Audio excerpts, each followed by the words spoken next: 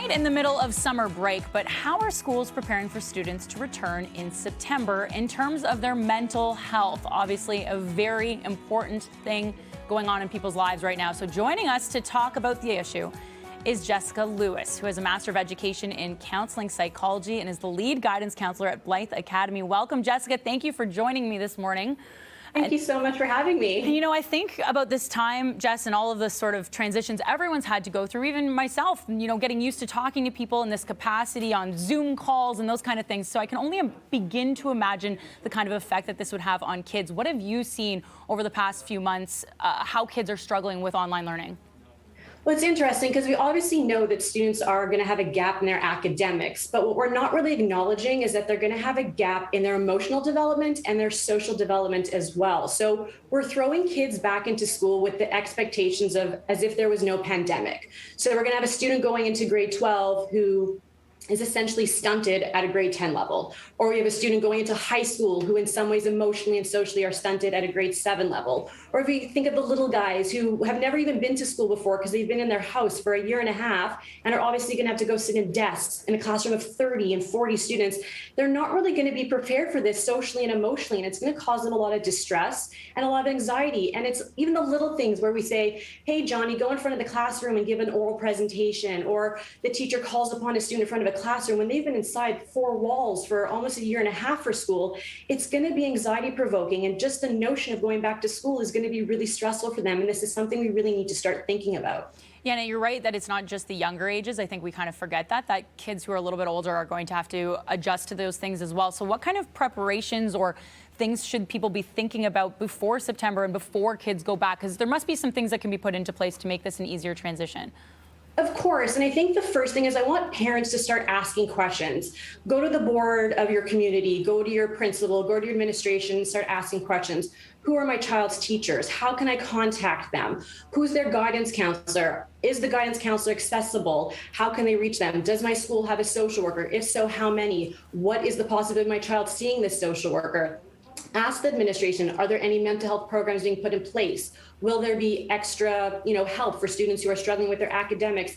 These are the questions that parents need to start asking their principals and administration so that the school themselves know what programs and things to implement. And each community is different, so each school may need to implement different things.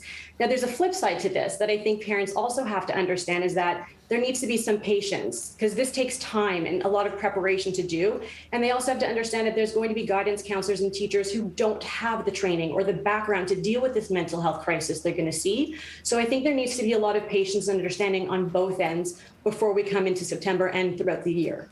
Well, and parents are going to be the eyes and ears throughout this entire experience, right? They're going to be the first point of contact for kids. And you need to pay attention and see what potentially could be wrong or where they're struggling. And what would you suggest parents should look for when it comes to how their kids are doing mentally?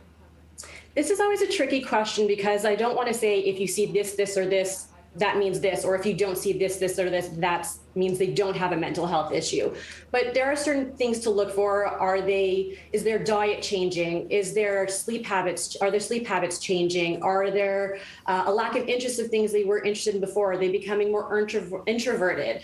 But what's interesting is that why I want there to be such a big communication between teachers and guidance counselors and parents is because parents might see something at home and we might see something different in school. So it's important that there's this communication so that we can work together to make sure no student falls through the cracks. Just because they're not showing signs doesn't necessarily mean that they're not struggling. And this is what's really important is that we need to work together to make sure we all see everything on the same page. I'm sure there's a lot of things that you're hoping will come together before it's actually time for kids to go back to school. But what's the number one thing, Jess, you think is really going to be critical for it to be a success?